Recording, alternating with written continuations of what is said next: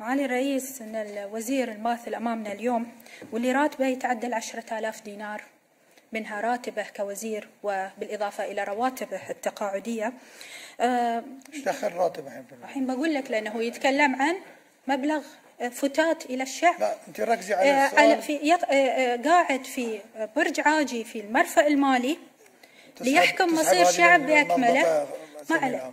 لا بتحذف احذف، بس خلني اقول هالكلام. لا ما تقولين شيء راتب مراتب. لازم، لانه هو يتكلم عن 336. ما تبغونا نتكلم عن 10,000 يستلمها الوزير؟ تكلمي عن الموضوع نفسه. نفس الموضوع.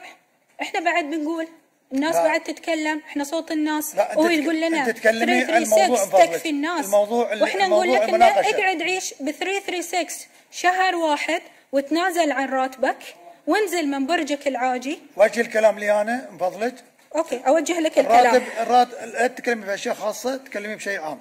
هو يتكلم بشيء خاص بشعب البحرين، وهو يحمل ثقيبه. ان كانت الحقيبه، ركزي على ان كانت الحقيبه الوزاريه ثقيله عليه فليتنحى من منصبه. اذا مو قادر انه يدرس، يقدم لنا دراسه جديده لشعب البحرين يستحقها ليعيش بكرامه، خليه يتنحى من منصبه ويقول انا والله مو قادر.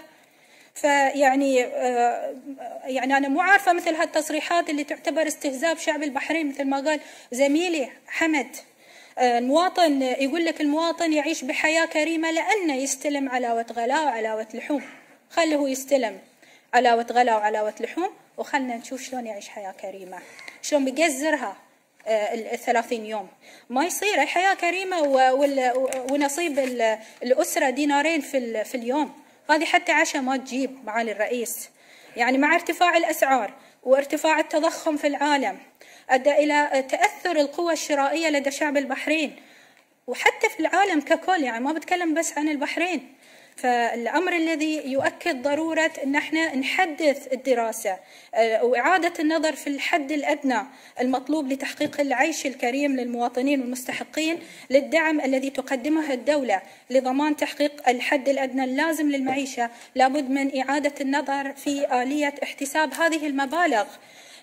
يعني تصريحات سعادة الوزير تحتاج إلى مزيد من التواضع، إلى النزول إلى الشارع.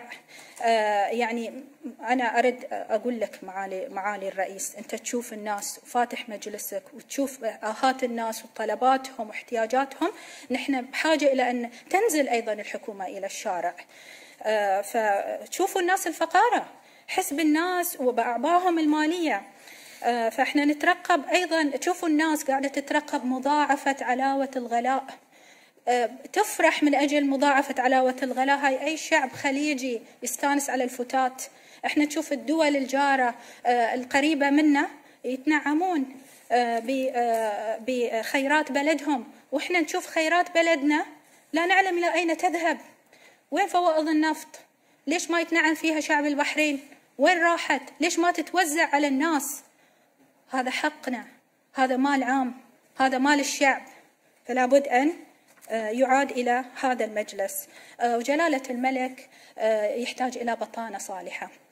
أنا كوزير أو أي وزير لابد أن يوصل لجلالة الملك ما يحدث حقا لدى شعب البحرين. ما يصير أن أنا مثلنا الحياة وردية وأن لا حياة كريمة وفي دار أبو سلمان ما حد يموت جائع. لا، هناك ناس يجوعون، ناس تصور لنا ثلاجاتهم على الواتساب ليليا خالية، ثلاجات خاوية على عروشها، بيوت مو قادرين يبنون لهم بيوت، مو قادرين يعيشون، عايشين في حجرة واحدة شقة بروحها.